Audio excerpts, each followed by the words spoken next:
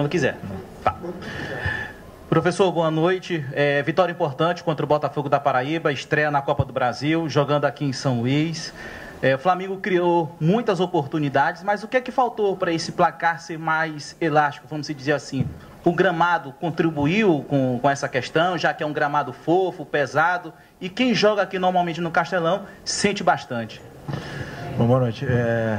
Fizemos um jogo com muito volume, muita posse, criamos muitas chances e faltou fazer o gol. Faltou colocar a bola para a rede. E hoje era um daqueles dias assim que o brilho, né, na frente do goleiro estava apagado. Mas continuar trabalhando, continuar assistindo para poder evoluir nesse aspecto aí que os jogadores sabem, porque eles mesmos são os que mais se cobram e mais ficam doloridos quando erram gols, com uma oportunidade de fazer o que é mais bonito no futebol, que é fazer um gol e comemorar com a torcida quando eles não fazem. Eu sei que eles ficam sentidos. E hoje todos eles do ataque tiveram chances e no final não, só quem fez foi o menino da base, né? Então, vamos continuar evoluindo nesse aspecto. O campo realmente sem palavras, sem condições. Sem condições. Mas prefiro olhar para onde eu controlo, que é a minha equipe, e agora pensar para frente. Felipe, boa noite, parabéns pela vitória.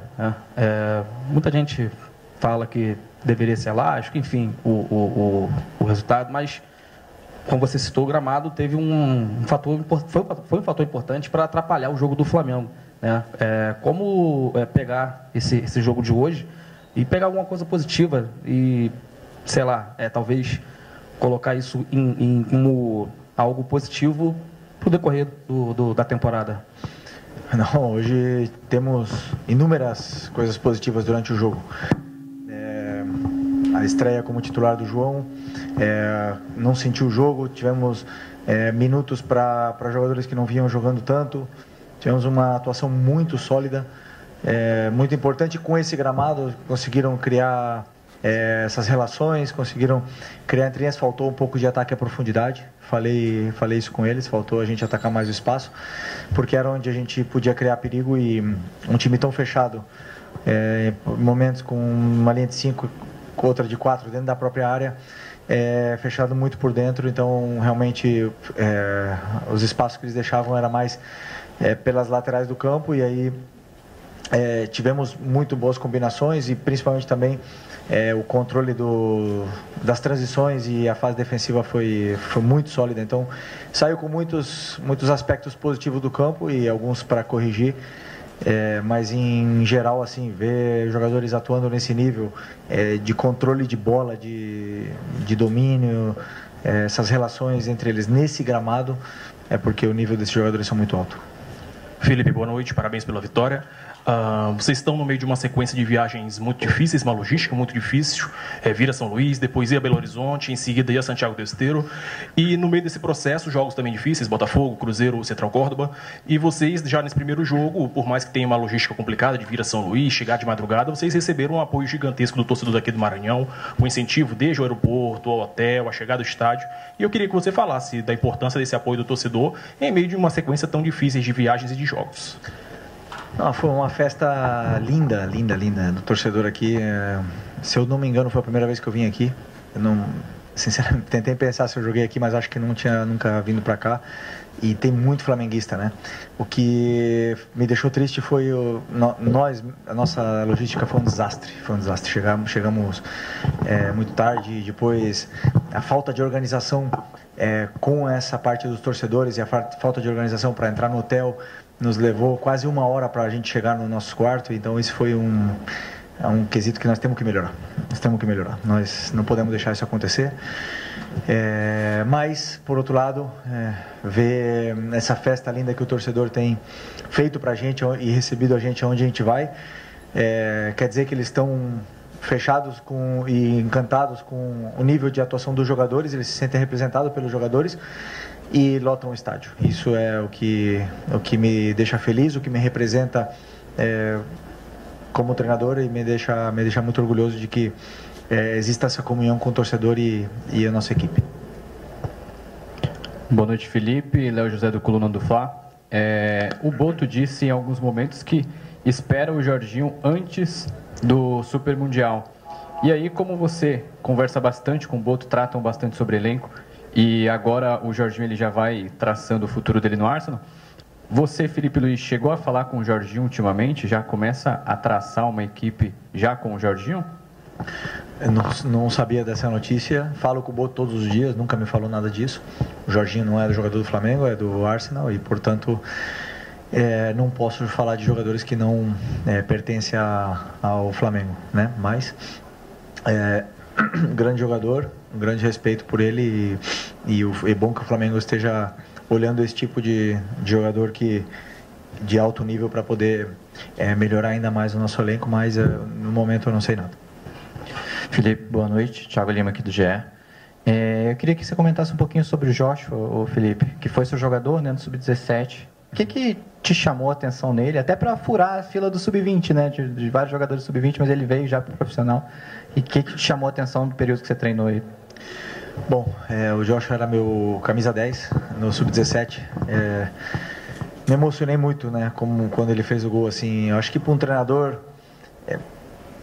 poucas coisas que você vai fazer vai te deixar tão realizado como colocar um menino de 17 anos que foi o teu jogador na base, e ele quase praticamente, acho que no segundo toque na bola, ele fazia o gol 1-0, que não é o 3 ou 4-0. Isso me deixa extremamente feliz, né? O que eu vivi hoje com ele me deixou muito emocionado, realmente muito emocionado. Um menino muito especial, era, como eu te falei, é o meu camisa 10 no Sub-17. O primeiro título da minha carreira como treinador, ele participou, foi uma peça muito importante na equipe. Eu fazia muitos movimentos específicos para ele, né, para que a equipe girasse em torno dele. Eu sei o talento que ele tem. É um meia que joga na mesma posição do Arrascaeta, tem um talento e tem principalmente muita frieza na área. É um cara que decide muito bem.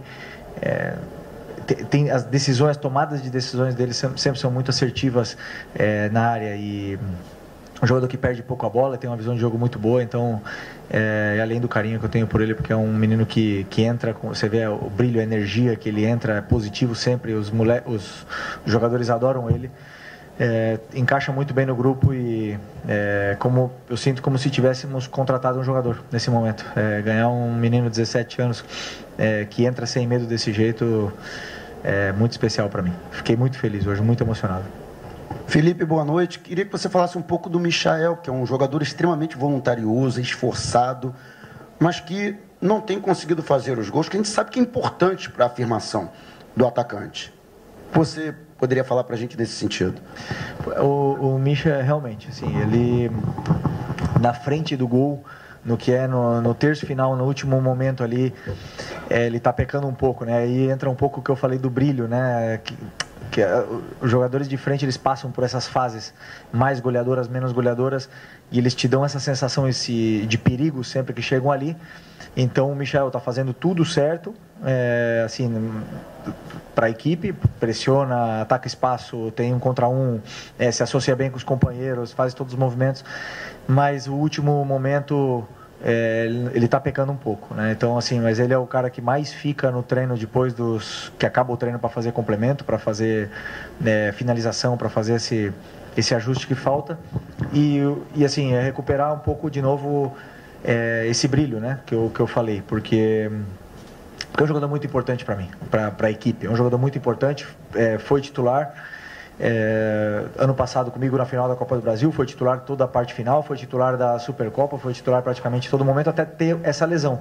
E sempre que um jogador volta de lesão, ele ainda volta um pouco se encontrando, né? Então, assim, eu acredito que a atuação dele, por não ter feito bem esse último terço, e a torcida que acabou pegando um pouco no pé dele, acaba afetando um pouco a parte mental, mas já estou aqui para não desistir de nenhum jogador, como eu falei para vocês. Eu nunca vou desistir de nenhum deles enquanto eles estiverem aqui, para poder recuperar a melhor versão dele e o brilho que ele tem. Felipe, uma segunda pergunta, já que estamos falando de base também, sobre dois jogadores do Sub-20, que não têm sido relacionados por você ultimamente. Um é o Wallace Ian, que vinha entrando com você no Carioca, vinha entrando bem, inclusive. Tem muito torcedor que pergunta, poxa, por que o Wallace Ian, inclusive, não poderia ter vindo para esse jogo de hoje? E o outro é o Guilherme, que vinha sendo utilizado muito por você, principalmente ano passado, né, na sua reta final, e que também não voltou esse ano. Bem, o Wallace é um jogador também que eu tenho muito carinho, o Guilherme também, adoro esses meninos, adoro todos eles que trabalharam comigo lá, eu tenho uma relação muito especial com eles. O Wallace, quando eu faço a lista da relação para o jogo, eu penso no jogador que vai jogar, na possível troca. Então eu tenho, hoje com a volta do Pedro, com o Juninho, com o Bruno, com o Plata, eu estou coberto nessa posição, né? Eu não, nesse momento eu vejo eles na frente do Wallace, né? Então o Wallace agora precisa continuar fazendo o que ele estava fazendo, que é fazer gols, é se destacar no sub-20 e chamar na minha porta, fazendo dentro do campo. E aí eu sei que eu posso contar com ele, porque é um jogador que tem as características de 9 que eu gosto, né? Então, e aliás tem a relação comigo que é muito boa. O Guilherme também passa por um processo parecido com o do Wallace. Tem outros jogadores, tem o Arrasca, tem o Plata, tem outros jogadores que estão aí. E hoje eu optei pelo Joshua, que vem treinando comigo, vem treinando muito bem, completou viagens, viajou comigo para Libertadores, fez vários treinos, encaixou muito bem no grupo e vem se destacando nos treinos. Isso que é o que eu mais vejo, o jogador que fala dentro do campo. E o Joshua está falando dentro do campo, me deu a segurança de poder colocá-lo hoje no campo e ele acabou rendendo, né, mesmo que foram só 10 minutos. Então é um processo de concorrência muito grande que eles têm, aliás, pelo craque, estrela e ídolo que é o Arrascaeta, que está na frente deles hoje, mas que eles possam se espelhar e poder sempre ser uma opção para mim quando eu precisar. Felipe, boa noite. Rádio Tabajara de João Pessoa. Eu queria te perguntar sobre o adversário, né? Imagino que naturalmente você já está acostumado a enfrentar times com linhas baixas, né? Enfim, que vem para uma bola. O Flamengo teve bastante volume e várias oportunidades. Mas queria uma avaliação tua sobre esse adversário, um time de Série C, um investimento evidentemente muito menor do que é o do Flamengo. A avaliação do adversário e como se portou a tua equipe também diante dessa situação de jogo. Primeiro tempo talvez um pouco o ritmo mais baixo, no segundo vocês conseguiram encontrar o gol. Bom, a análise que eu fiz do Botafogo da Paraíba foi uma análise onde eu imaginei um jogo difícil pelo gramado, pela situação do gramado, de campo, mas assim, reconhecendo claramente a nossa superioridade técnica, né, dos jogadores, assim. Por mais que tenha um time bem qualificado, um time que você vê que estão com as ideias muito claras, bem treinado, principalmente na fase defensiva, me demonstrava que iríamos ter dificuldade de entrar por dentro nessa equipe. Mas, claro que o campo e a circulação de bola sempre fica um pouco mais lenta nesse aspecto, mas não posso deixar de reconhecer que antes, na análise que eu fiz, eu senti que sim, éramos bem superiores ao time deles. Não sei sinceramente o nível da Série C, mas eu acredito que uma equipe tão bem trabalhada na fase defensiva possa sim brigar pelo acesso, porque esse ano jogamos contra algumas equipes do Carioca e muitas delas, ou Volta Redonda, por exemplo, que joga a Série B. Essa equipe aqui tem um nível técnico e tático assim parecido ou superior até a essas equipes. Então, essa é a minha análise sobre o Botafogo. Agora conseguimos o resultado que queríamos e temos a volta e na frente, diante do nosso torcedor, para poder vencer. Obrigado, gente. Obrigado, boa noite. Valeu.